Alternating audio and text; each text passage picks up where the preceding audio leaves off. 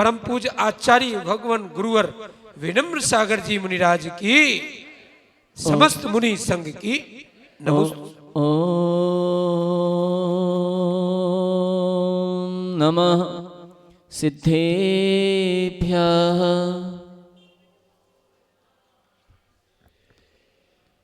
ऐसा लग रहा है कि सारे लोग अष्टांगिका के व्रत कर रहे हैं, आवाज नहीं आ रही। ओम नमः सिद्धेभ्यः।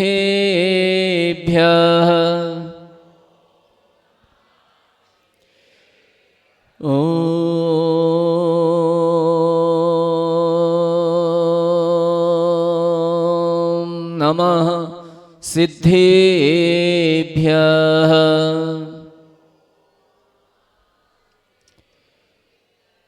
जे मंगलभूदाणं विमलाणं नर्णदंसणमयाणं तैः लोहसेहराणं नमो सयासवसिद्धाणं गुरवः पान्तु नो नित्यं ज्ञानदर्शननायकाः चारित्राणगम्भीरां मोक्षमार्गोपदेशकाः सरस्वती नमस्तुभ्यं वरदे कामरूपिणि प्रवचनारम्भं करिष्यामि सिद्धिर्भवतु मे सदा सिद्धिर्भवतु मे सदा। बोले अनंत अनंत सिद्ध परमेष्टि भगवान की, देवादिदेव श्री नेमिनाथ भगवान की, देवादिदेव श्री महावीर भगवान की, परम पूजनीय संत श्रोमणी स्वर्गच्छाचार्य भगवान गुरुवर श्री विराग सागर जी गुरुदेव की, परम पूजनीय चरणाचार्य भगवान गुरुवर श्री विनम्र सागर जी गुरुदेव की, अहिंसामयी जैन धर्म की, सिद्ध चक्र मंडल विधान की। बोलिए परम पूज गुरुवर मुनि श्री विक सागर जी महाराज की, समस्त मुनि संघ की। बड़े ही सौभाग्यशाली हैं आप लोग, बड़े ही पुण्यशाली हैं आप लोग जो सिद्धों की आराधना कर रहे हैं। क्रम क्रम से ये सिद्ध चक्र विधान आगे बढ़ रहा है। बृहत लघु कर्म दहन विधान, बृहत कर्म दहन विधान, और उसके पश्चात कल आपने पंच परमेष्टि की आराधना की थी। 100 अर्घों के माध्यम से पंच परमेष्टि की आराधना की थी, और आज आप लोग 1008 नामों के माध्यम से उन परमात्मा की आराधना कर रहे हैं। इसलिए आप सौभाग्यशाली हैं, पुण्यशाली हैं। इस धरती पर 4 प्रकार के लोग हुआ करते हैं। एक वे होते हैं जो अंधेरे में आते हैं, अंधेरे में रहते हैं और अंधेरे में ही यहां से विदा हो जाते हैं। एक वे होते हैं जो आते तो अंधेरे में हैं लेकिन यहां पर अपने जीवन में प्रकाश भर लेते हैं, प्रकाश कर लेते हैं। एक वो होते हैं जो उजाले में आते हैं लेकिन वाही निमित्त पाकर के अपने जीवन में अंधकार कर लेते हैं। एक वो भी होते हैं जो उजाले में आते हैं, उजाले में रहते हैं, उजाले में जीते हैं और कई दीपकों को जला करके अंत में दुनिया में प्रकाश करके और उजाले में ही यहां से विदा हो जाते हैं। ऐसे लोग बहुत कम हुआ करते हैं। अंधेरे में आना कोई गुनाह नहीं है, क्योंकि पंचम काल में सारे जीव जितने भी आते हैं वे सब अंधेरे में ही आते हैं। अंधेरे का मतलब मिथ्यात्व में आते हैं। कोई भी जीव अभी पंचम काल में सम्यक्त्व के साथ में जन्म नहीं ले सकता। सारे के सारे जीव मिथ्यात्व के साथ में ही जन्म लेते हैं, लेकिन मिथ्यात्व में आना गुनाह नहीं है, अंधेरे में आना गुनाह नहीं है, लेकिन यदि सबसे बड़ा गुनाह है तो मिथ्यात्व में रह करके मिथ्यात्व में मर जाना, ये सबसे बड़ा दोष है। क्योंकि यहां पर हमें सारे साधन मिल जाते हैं, सारे साधन मिले हुए हैं। हमारा मिथ्यात्व में जन्म हुआ है, कोई बात नहीं, मिथ्यात्व में जन्म हुआ है, लेकिन हमें देव शास्त्र गुरु का सानिध्य मिला है, ये आराधना मिली है, भगवान की आराधना मिली है, और ये सारे अवसरों को प्राप्त करके भी यदि हम अपने जीवन में प्रकाश नहीं कर पाए, हम अपने जीवन को प्रकाशित नहीं कर पाए, तो ये समझना चाहिए कि हमसे बड़ा दुर्भाग्यशाली और कोई नहीं हो सकता। अंधेरे में आए हैं कोई बात नहीं, सारे जीव अंधेरे में आते हैं, पंचम काल में मिथ्यात्व में आते हैं, लेकिन ये मिथ्यात्व में आकर के कई लोग अपने जीवन में सम्यक ज्ञान को प्राप्त कर लेते हैं, सम्यक चारित्र को प्राप्त कर लेते हैं, रत्नत्रय को प्राप्त कर लेते हैं, और अंधेरे में आए थे लेकिन उजाले में यहाँ से प्रयाण कर जाते हैं, उजाले में यहाँ से चले जाते हैं, समाधि मरण करके चले जाते हैं, समाधि करके चले जाते हैं। हम कई बार मिथ्यात्व के साथ में जन्म लिया, हमने अनादिकाल से लेते चले आ रहे हैं, अनादिकाल से मिथ्यात्व के साथ में जन्म लेते रहे, जन्म मरण हमने कई बार किए हैं। पदमचंद जी, कितनी बार हमने जन्म लिए हैं, कितनी बार पता है? कितनी बार मरण किया? अनंत बार मरण किया है, अनंत बार मरण किया है, अनंत बार जन्म लिया है। अब एक दिन चर्चा में देख रहे थे भाव पावड़ ग्रंथ में कि हे जीव, तूने इस संसार में जन्म मरण करते हुए इतना पानी पिया है, इतना पानी पिया है कि जितने समुद्र हैं, चाहे वो लवण समुद्र हो, कालोदक समुद्र हो, स्वयंभू रमण समुद्र हो, सारे समुद्र खाली हो जाए, इतना तूने पानी पिया है। इस संसार में जितना अन्न पैदा होता है वह सारा का सारा अन्न तूने भक्षण कर लिया है। अब जो तू अब भक्षण कर रहा है ये तो तेरी झूठन है, फिर से तेरा भोजन बन गया है। जैसे बमन हो जाता है और बमन होकर के वो गाय के पेट में चला जाता है, गाय के पेट में जाकर दूध बन करके फिर से तेरे भोजन में आ जाता है। बस ऐसे ही आया है, ऐसे ही तूने जन्म मरण किए। हे जीव, तूने इतनी माताओं का दूध पिया है कि यदि उन माताओं के दूध की एक एक बूंद एकत्रित की जाए तो बहुत बड़े स्वयंभू रमण जैसा समुद्र बन जाएगा। हे जीव, तूने अनादिकाल से इतने माता पिताओं को छोड़ा है, इतने माता पिताओं को छोड़ा है कि उनके शरीर का एक एक परमाणु एकत्रित किया जाए तो ऐसे कई सुमेरु पर्वत जैसे पहाड़ बन जाएंगे। अनादिकाल से हमने इतना जन्म और मरण किया है। आखिर क्यों किया है? कारण क्या है? इसका कारण मात्र कुछ है तो एक मिथ्यात्व है, कसाएं है, राग द्वेष है। अगर हम मिथ्यात्व का त्याग कर दें तो हमारा जन्म मरण मिट जाता है। राग द्वेष का त्याग कर दें हमारा जन्म मरण सीमित हो जाता है। राग द्वेष को निकाल दें हमारा जन्म मरण सीमित हो जाता है। लेकिन ये अनादिकाल की परिपाटी, ये अनादिकाल से जो परिपाटी चली आ रही है, जन्म पर मरण, जन्म पर जन्म, जन्म पर जन्म होते चले जा रहे हैं, मरण होता चला जा रहा है, लेकिन आज तक एक भी बार हमने समाधि से मरण नहीं किया है। क्या नहीं किया? क्या नहीं कर पाए? मरण तो कितनी बार किया? अनंतों बार किया, और समाधि मरण कितनी बार किया? आज तक नहीं कर पाए। सम्यक मरण आज तक नहीं कर पाए। अंधेरे में तो आए थे, लेकिन उजाले में आज तक नहीं हम गए। इसलिए हम संसार में जन्म और मरण कर रहे हैं। एक बार पदमचंद जी, एक बार अपने इस जीवन को दांव पर लगा दो।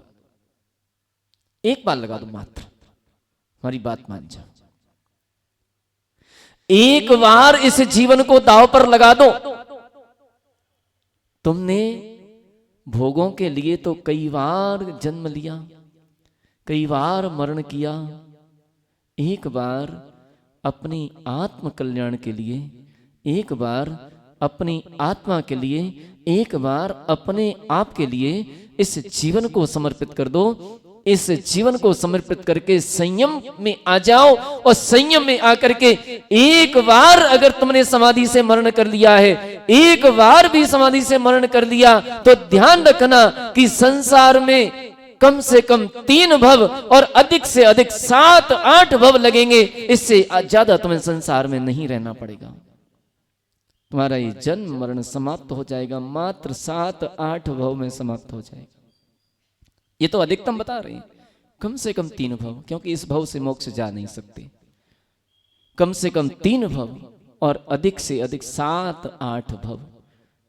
7-8 गहन्नानि जहन्नेन 7-8 गहन्नानि उत्कृष्टेन 2-3 भव गहन्नानि। उत्कृष्ट समाधि मरण करने वाला 2-3 भव में निर्वाण को प्राप्त हो जाता है, और जघन्य समाधि मरण करने वाला 7-8 भव में, अधिकतम 7-8 भव में समाधि को प्राप्त, निर्वाण को प्राप्त हो जाता है। इसलिए मिथ्यात्व में आए हैं, कोई बात नहीं है। अब सम्यक्त को प्राप्त करने का प्रयास करना प्रारंभ कर दीजिए। कुछ भी हो, कैसे भी हो, कुछ भी हो जाए, हम सम्यक्त को प्राप्त करके रहेंगे। हम रत्नत्रय को प्राप्त करके रहेंगे। हम समाधि से मरण करके रहेंगे, चाहे कुछ भी हो जाए। ऐसी दृढ़ प्रतिज्ञा कर लीजिए, ऐसे दृढ़ संकल्प कर लीजिए। यदि आपने ये दृढ़ संकल्प कर लिया है, कोई बात नहीं, आज नहीं हो पाया, इस पर्याय में नहीं हो पाया, तो परमात्मा ये भी सोच रहा है, कोई बात नहीं, इसमें तो ये नहीं कर पाया, इसको एक भव मनुष्य का और दे देते, तो एक भव मनुष्य का तुम्हें और मिल जाएगा। फिर से ये संयोग मिल जाएगा। और अगर तुम प्रतिज्ञा नहीं कर पाए, संकल्प नहीं कर पाए, तो कोई भरोसा नहीं।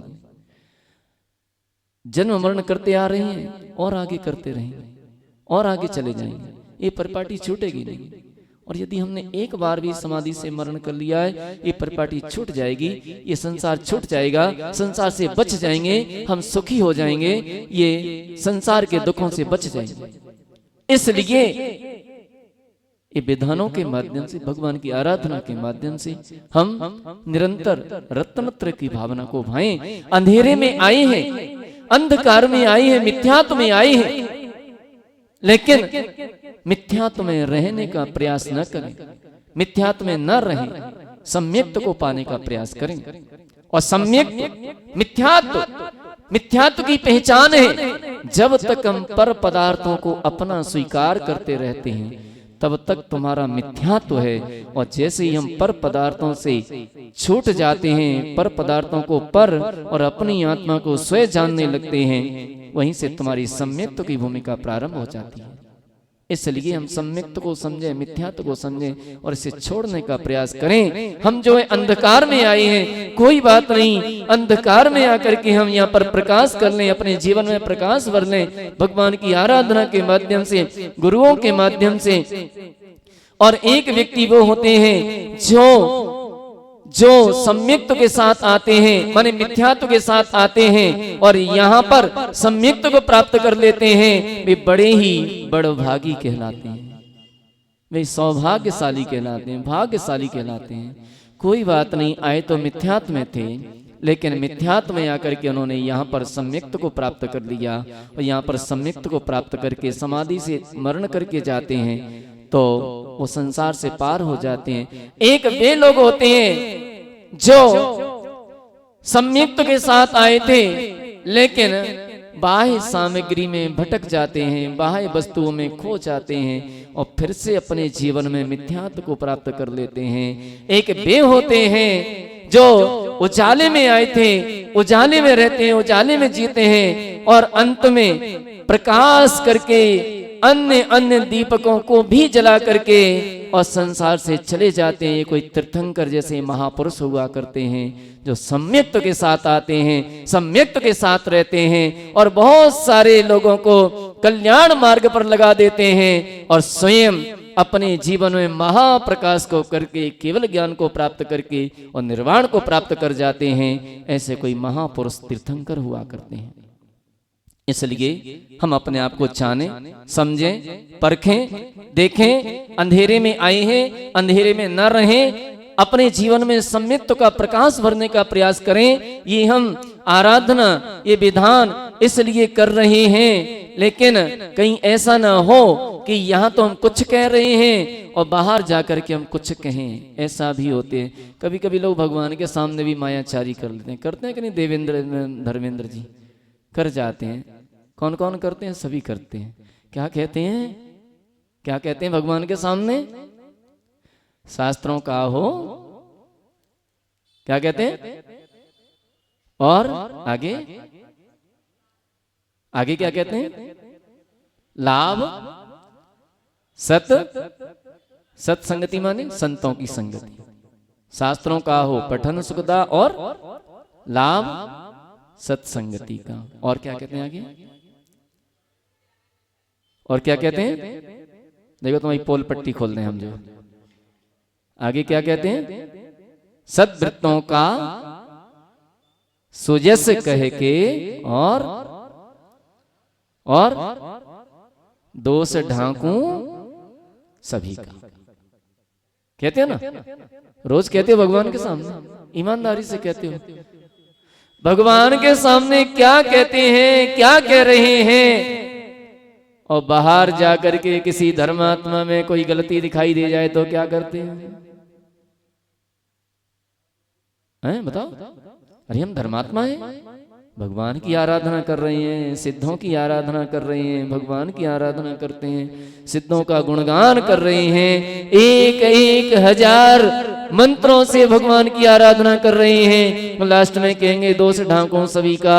और बाहर किसी धर्मात्मा में कोई दोष दिखाई दे जाए तो क्या करोगे? व्हाट्सएप पे डालोगे ना, है ना? क्या करोगे? व्हाट्सएप पे डालेंगे, 4 लोगों को और बताएंगे, फोन करके बताएंगे, ओ भैया वो महाराज क्या कर रहे थे देखो। अरे तुमने देखा, तुम अपने तक ही सीमित रखते, समझा देते उनको, नहीं समझ, वो दूसरे को फोन किया और आया तो पेपर में निकलवा दो। अरे माँ लक्ष्मी चैनल पे पहुंचाओ, है ना? ये हमारी भगवान के सामने प्रार्थना है। ये हम भगवान के सामने प्रार्थना करते हैं, दोष ढांकू सभी का। यानी भगवान के सामने भी हम झूठ का सहारा ले रहे हैं, मायाचारी का सहारा ले रहे हैं। अब बताओ, इसी का नाम तो मिथ्यात्व। मिथ्यात्व कोई बहुत लंबी चौड़ी चीज थोड़ा क्या, इसी का नाम मिथ्यात्व। सम्यक दर्शन के अंदर ही गुण एक अंग आता है। कौन सा आता है? बड़ा खतरनाक अंग, सबसे खतरनाक। 8 अंगों में सबसे खतरनाक है। पंडित जी बैठेगा, सबसे खतरनाक अंग है कौन सा? उपगूहन, सबसे खतरनाक उपगूहन। उपगूहन का मतलब क्या है? उपगूहन माने जितेंद्र भैया, उपगूहन किसे कहते हैं? बोले हमें क्या मालूम, नहीं मालूम। अंधेरे में आई हो, प्रकाश भरो। कैसे भरोगे? मालूम नहीं होगा तो। उपगूहन का मतलब है पड़ोसी की प्रशंसा करें और अपनी आलोचना करें। बोलो कितने लोग करते हैं? अच्छा, मोक्ष कौन कौन जाना चाहते हैं? समाधि से मरण कौन कौन करना चाहते हैं? सब चाहते हैं। मोक्ष कौन कौन जाना चाहते हैं? संसार सब जाना चाहते हैं। और पड़ोसी की प्रशंसा और अपनी निंदा कौन कौन करते हैं? जरा हाथ उठा के बच्चा बताओ ना। एक दादा उठा रहे, तुम कहां से आ गए यहाँ में? कितने लोग करते हैं? एक दादी उठा रही, बहू की प्रशंसा करती हो कि नहीं? बहू की वो नहीं करती, अपनी तो कर लेते। पहले बहू की प्रशंसा करो, अपनी बुराई करियो, तब हम सम्यक्त्व के नजदीक जाने का प्रयास करें। हम उजाला अपने जीवन में करनी चाह रहे हैं, ध्यान रखना। अगर अपने जीवन में उजाला भरना है, अपने जीवन में दीपक जलाना है, तो पहले प्रयास करो, अपनी निंदा करो, अपनी आलोचना करो और पड़ोसी की प्रशंसा करो। महिलाओं से कहना है बहू की प्रशंसा करो और अपनी निंदा करो, तो तुम्हारे घर में भी खुशहाली रहेगी, घर भी संपन्न रहेगा, बहू भी खुश रहेगी, तुम्हारे घर वाले सब खुश रहेंगे और तुम सम्यक्त्व के नजदीक भी पहुंच जाओगे, तुम धर्मात्मा कहलाओगे। और अपनी प्रशंसा की और बहू की निंदा करी तो ना तो तुम धर्मात्मा हो, ना तुम्हारे घर में कुछ नहीं होगा, ध्यान रखना। इसलिए यदि धर्मात्मा बनना है, यदि अपने जीवन में सम्यक्त्व भरना है, तो सबसे पहले अपनी आलोचना और पड़ोसी की प्रशंसा। किसी धर्मात्मा में कोई दोष दिखाई दे जाए, कोई अवगुण दिखाई दे जाए, तो व्हाट्सएप पे नहीं चलाना, पेपर में नहीं निकलवाना। अगर तुम कुछ कर सकते हो तो उन्हें अकेले में जाकर के समझा देना, भैया ये शोभा नहीं देता अपन को, ऐसा नहीं करना चाहिए। आपके सम्यक दर्शन का पालन हो जाएगा, आपको लगेगा, आपके जीवन में प्रकाश भरना प्रारंभ हो जाएगा, आपका अंधकार मिटना प्रारंभ हो जाएगा। और अगर ऐसा नहीं किया तो ये मायाचारी कहलाएगी, इसी का नाम मिथ्यात्व है। ये मिथ्यात्व है, ये मिथ्यात्व के संस्कार हैं। इन मिथ्यात्व के संस्कारों के कारण आज हम देखते हैं ना, धर्मात्माओं में कोई धर्मात्मा है तो आज की तो स्थिति ही खराब है, पता नहीं क्या स्थितियां हो रही हैं। कोई महाराज आ जाए, कोई धर्मात्मा पुरुष आ जाए, तो आधे लोग तो सेवा करते हैं और आधे लोग ये ढूंढने का प्रयास करते हैं कि इनके अंदर बुराई क्या है। सही कह रहे हैं कि नहीं कह रहे पदमचंद जी? आधे लोग ये प्रयास करते हैं इनके अंदर बुराई क्या है, एक कोई कमी दिखाई दे जाए तो उसको हम निकालें। एक चुम्बक होती है, चुम्बक, तो चुम्बक किसको ग्रहण करती है? लोहे को।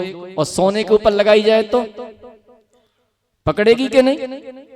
नहीं, चुम्बक लोहे को ग्रहण करती है और सोने को छोड़ देती है।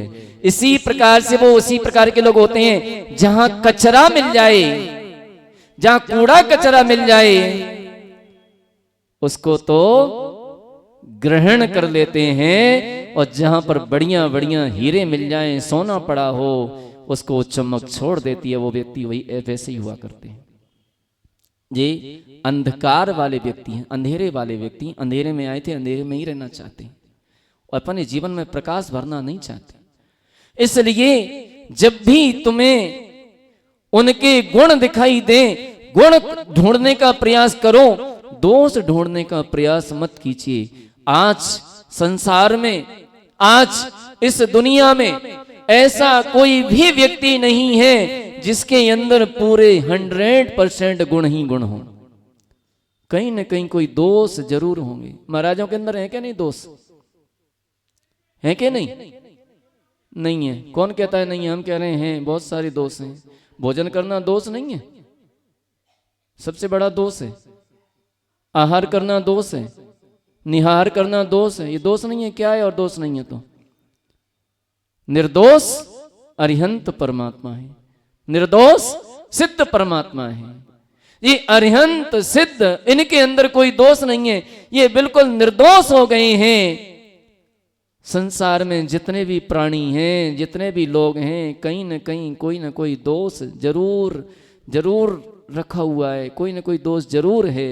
और हमारी दृष्टि यदि दोषों पर रहती है तो ध्यान रखना, हमारा उपगुहन तो दूर की बात है, हम मायाचारी कर रहे हैं। भगवान के सामने भी मायाचारी करते हैं।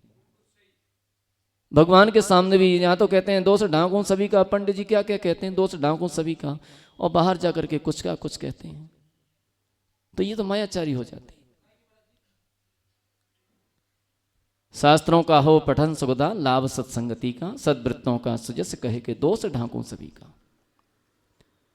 यहां भगवान के सामने कह रहे हो, बाहर कुछ कहते हैं। इसलिए हमें उपगुहन अंग जो है, सम्यक दर्शन का अंग है, उस सम्यक दर्शन के अंग को अपने जीवन में उतारना चाहिए। सम्यक दर्शन के अंग तो सभी को मालूम होंगे ना, मालूम है कि नहीं? किन किन को मालूम नहीं, जरा हाथ उठा के बताओ। और मोक्ष सब जाना चाहते हैं, पहले कहते हैं मोक्ष कौन कौन, सब हाथ उठा देंगे। समाधि में कौन कौन करना, सब हाथ उठा देंगे। और सम्यक दर्शन के अंग वो एक ही दो हाथ उठा रहे हैं। 4 महीना क्या करूँ आप लोगों ने? एक जन को छोड़, वो भी यहाँ की नहीं है। और वो तो वही बात हो गई पंडित जी, एक बार की घटना है। कहा है पंडित जी, सामने बैठा करो, आनंद आता है आपको देख करके। एक बार एक नगर में चातुर्मास होगा, चातुर्मास मुनि महाराज का। पंडित जी, मुनि महाराज का चातुर्मास हुआ। अब महाराज का बिहार होना प्रारंभ हो गया, बिहार होने लगा।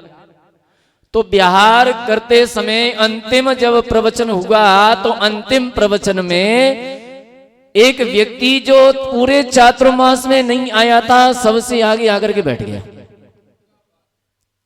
पूरे चातुर्मास में नहीं आया था। महाराज ने कहा कि हमने खूब मेहनत की है, बहुत सारी मेहनत की है, अब जरा परीक्षा ले लें, कितने लोगों ने पढ़ा है, कितने लोगों ने सीखा है, जरा परीक्षा कर लें। बोले बताओ इंद्रियां कितनी होती हैं? तो सबसे पहले उसी ने हाथ उठा दिया। अब वो हाथ तो उठा दिया, बोले ठीक है बता। अब बगल में झांका इधर उधर, किसी ने कर दिया, बोले ठीक। बोले 5। महाराज को थोड़ा सा उस पर शक हुआ, बोले 5 ये तो कभी देखा ही नहीं है उसने, इंद्रियां पता नहीं 5। बोले अच्छा बता हाथी कितने इंद्रिय होता है? तो हाथी, अब फिर उसने इधर उधर झांका, तो किसी ने फिर से हाथ उठा दिया, बोले 5 इंद्रिय होता है महाराज। बोले ठीक। तो बोले ठीक है। अब बोले घोड़ा कितने इंद्रिय होता है? अब घोड़ा, अब उसने इधर उधर नहीं झांक पाया। अब बोले क्योंकि महाराज देख रहे थे सामने, तो देख अब हम देखते हैं किधर झांकता है, देख रहे थे। तो बोले घोड़ा हाथी से छोटा होता है। बोले महाराज 4 इंद्रिय। बोले ये तो गड़बड़ कर दिया इसने तो। और उन्होंने बोले ठीक है, बोले घोड़ा 4 इंद्रिय। बोले अच्छा बता कुत्ता कितने इंद्रिय होता है? बोले कुत्ता तो घोड़े से छोटा होता है। बोले 3 इंद्रिय। बोले ये तो सब गड़बड़ हो गया, सब गड़बड़ कर दिया। बोले अच्छा बता, महाराज को गुस्सा आ गया। बोले बता तू कितने इंद्रिय है और हम कितने इंद्रिय हैं? बोले महाराज हम 2 इंद्रिय और आप तो 1 ही इंद्रिय हो। अब तो महाराज बड़े समस्या में, बड़े चक्कर में। तो बोले अच्छा अब महाराज थोड़े ठंडे पड़े, पर क्या कर सकते, डांट सकते नहीं है, प्रवचन चल रहा है। बोले अच्छा बता, तू ये बता कि हाथी 5 इंद्री, घोड़ा 4 इंद्री, कुत्ता 3 इंद्री और तू 2 इंद्री और हमें 1 इंद्री, कैसे कैसे बताया तूने, कैसे आंकड़ा लगाया? बोले देखो महाराज हाथी सबसे बड़ा तो 5 इंद्री, बोले घोड़ा उससे छोटा तो 4 इंद्री, बोले कुत्ता उससे भी छोटा तो 3 इंद्री। बोले अच्छा तू 2 इंद्री कैसे है? बोले देखो महाराज एक हम और एक हमारी पत्नी, और तुम्हारे पास कौन है? तो फिर ऐसा हम पूछ रहे हैं कि सम्यक दर्शन, तो एक महिला हाथ उठा रही है, बाकी सब शांति से बैठे हुए हैं। सम्यक दर्शन के 8 अंग हमारे जीवन में नहीं आ पाए हैं, अभी तक हमें याद नहीं हो पाए हैं, अभी नहीं जान पाए हैं, और हम अंधेरे से उजाला करने का प्रयास कर रहे हैं। कैसे होगा? तीली तो वहीं से जलेगी, दीपक तभी जलेगा जब हम स्वाध्याय करेंगे, अध्ययन करेंगे। सम्यक दर्शन के अंग को पहले जानना पड़ेगा। छेड़ालाकार कहते हैं ना कि बिन जाने ते क्या आगे, बिन जाने ते दोष गुणन को कैसे तजिए गई। जब तक जानेंगे नहीं तो हमारे अंदर कैसे आएंगे? तीली तो वहीं से जलेगी, और तीली जलेगी तभी दीपक जलेगा। पहले जानना पड़ेगा, और जान करके जब उनको अपने हृदय में उतारेंगे, जब अपने जीवन में उतारेंगे, तो हमारे जीवन में सम्यक्त्व का प्रकाश हो जाएगा। हम प्रकाश, हमारा जीवन प्रकाशित हो उठेगा। और जब सम्यक्त्व हमारे धर्म का प्रारंभ है, धर्मात्मा कोई कहलाते हैं, तो सम्यक्त्व से ही हमारा प्रारंभ होता है धर्मात्मा होने का। सम्यक्त्व से ही हम धर्मात्मा कहलाते हैं। अगर आपके जीवन में सम्यक्त्व नहीं है, तो चाहे जितनी भगवान की आराधना कर लो, 1 कराओ, 2 कराओ, 10 कराओ, 100 कराओ, सिद्धि चक्र विधान खूब करवा देना, जब तक तुम्हारे जीवन में सम्यक्त्व की चिंगारी नहीं जली है, जब तक तुम्हारे जीवन में सम्यक ज्ञान का प्रकाश नहीं हुआ है, सम्यक दर्शन का दीपक नहीं जला है, तब तक सिद्ध चक्र विधान भी तुम्हें संसार से निर्वाण को प्राप्त नहीं करा सकता। और यदि सम्यक्त्व के साथ है, तो एक सिद्ध चक्र विधान भी तुम्हें संसार चक्र से छुड़ा करके सिद्धों के चक्र में प्रवेश करा सकता है। इसलिए इस बात का ध्यान रखना, हम सम्यक्त्व की चिंगारी जलाएं, दीपक जलाएं, इनको जाने और जान करके अपने जीवन में उतारें। कौन कौन से होते हैं सम्यक दर्शन के अंग पदमचंद जी? पहला कौन सा है? मालूम नहीं। निसंकित, निकांक्षित, निर्विचिकित्सा, अमूढ़ दृष्टि, उपगूहन, स्थितिकरण, वात्सल्य और प्रभावना, ये 8 अंग सम्यक दर्शन के होते हैं। इन 8 अंगों को पहले जानो, मानो, अपने जीवन में उतारो, फिर तुम्हारा जीवन प्रकाशित होगा, सम्यक ज्ञान का प्रकाश चल जाएगा। और धीरे धीरे उस दीपक को और आगे बढ़ाते हुए हम चारित्र पर आरूढ़ हों, और चारित्र पर आरूढ़ हो करके धीरे धीरे प्रतिदिन समाधि की भावना भाएं। हे भगवान, मेरा समाधि से मरण हो, जब भी मरण हो गुरु के पादमूल में हो, भगवान की प्रतिमा मेरे सामने हो, जिन वाणी का उद्घोष चल रहा हो, चारों तरफ मेरे यति हो, मुनि महाराज हो, ऐसा मुझे समागम मिले, मेरा मरण हो तो इस तरह से मरण हो मेरा। ऐसी भावना प्रतिदिन, एक बार नहीं, दिन में 3 बार भाओ, तीनों बार की सामायिक में भाओ। और ऐसी भावना भाते भाते जब अंतिम समय होगा, अंतिम समय में समाधि मरण होगा, और समाधि मरण करके तुम्हारा संसार वास, संसार में रहने का काल कम से कम 3 भव और अधिक से अधिक 7-8 भव रह जाएंगे। इससे ज्यादा तुम संसार में फिर नहीं रह पाओगे। तो ध्यान रखिए, अगर संसार में ज्यादा रहने हो तो समाधि से मरण नहीं कर लेना कभी भूल के भी, सम्यक तो प्राप्त नहीं कर लेना भूल के भी।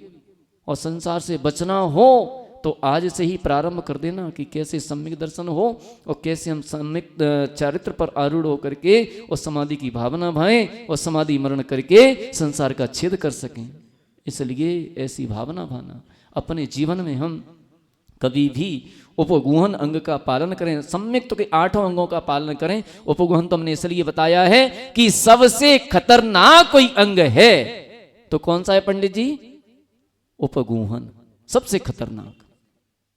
इससे खतरनाक और नहीं, बाकी तो सब नॉर्मल है, ज्यादा खतरनाक नहीं है। क्योंकि पड़ोसी की प्रशंसा और स्वयं की निंदा होना ये बहुत बड़ी बात है। सासू जी की बहू की प्रशंसा और अपनी निंदा होना बहुत बड़ी बात है। सासू जी की प्रशंसा और अपनी निंदा होना बहुत बड़ी बात है।